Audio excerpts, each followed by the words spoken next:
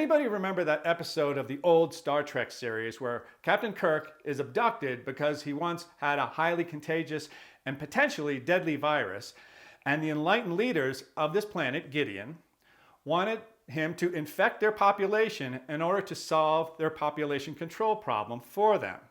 This is the episode where you would constantly see people walking around in these colored unitards, which kind of looked like I had kind of a hat built in, which for some reason Captain Kirk and his one-episode girlfriend found absolutely terrifying. Anyway, this leader, one-upping Thanos in the Avengers movies, who only planned to kill 50% of the population, had an apparent goal of eliminating 99% of the people on his planet in order to make them all happier. Wow, thanks. The thing is, for people who lived during the time when this episode was created, in the late 1960s, I think, this did not seem at all odd. At that time, it was taken as a given that without drastic measures, human beings would soon overpopulate the planet, resulting in mass human starvation, disease, and misery.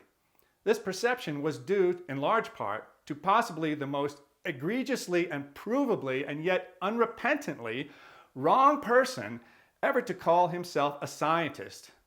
I am speaking of Dr. Paul Ehrlich, author of The Population Bomb, which was published in 1968. There are a number of astounding predictions in this book, so let's just take the one that's most glaring. Dr. Ehrlich predicted that between 1980 and 1989, 65 million people in the United States would die of starvation, and that because of this, by 1999, the population of the United States would shrink to about 22 million.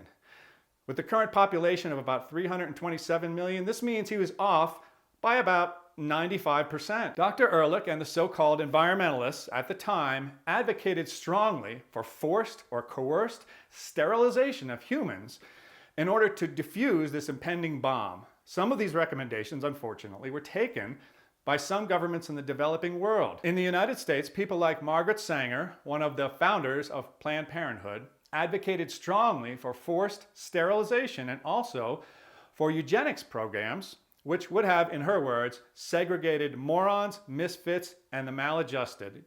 Probably should have been pen pals with Ayn Rand. Now, these facts demonstrate the real-world impact of what happens when what seem like good ideas at the time are implemented by force with good intentions.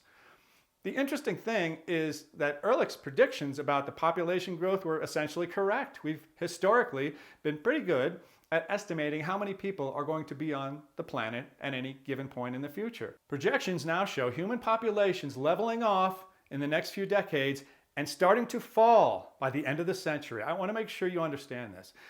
It's very likely that the human population on Earth will begin to decline over the next 60 to 80 years. Where Ehrlich and his supporters went so horribly wrong was by underestimating our ability to innovate, to create new and better ways to grow food and get it to the people who need it. To be clear, people like Dr. Ehrlich are not arguing against innovation. They're simply arguing against the incentives that cause innovation. So what's the difference? Dr. Ehrlich started his campaign by declaring that the battle to feed the world was over and that humanity had lost. Think about that.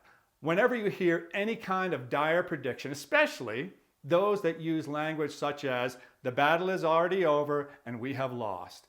And think about that particularly if it involves a person imposing sacrifices on the rest of us, which they are not prepared to make themselves. In 1 year, Al Gore uses more energy to heat his pool than it takes to provide all the power needs for 6 average families in the United States. Yet somehow, people like Mr. Gore are viewed as serious warriors in the battle against environmental degradation. How's this even possible? Personally, I blame Dr. Peter Venkman. That's a whole other story.